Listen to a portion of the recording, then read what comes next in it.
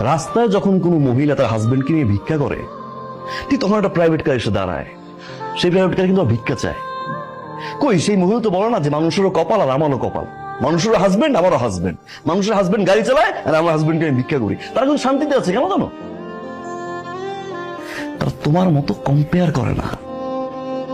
অনেকের হাজবেন্ডের পা নেই, হাত নেই, চলতে পারে না, বছরের পর বছর বিছানায় পড়ে আছে। হাসপাতালে যাও না একবার। মৃত্যুর সাথে পাঞ্জা লড়ছে হাজবেন্ড, বারান্দায় বসে ওয়াইফ কাঁদছে।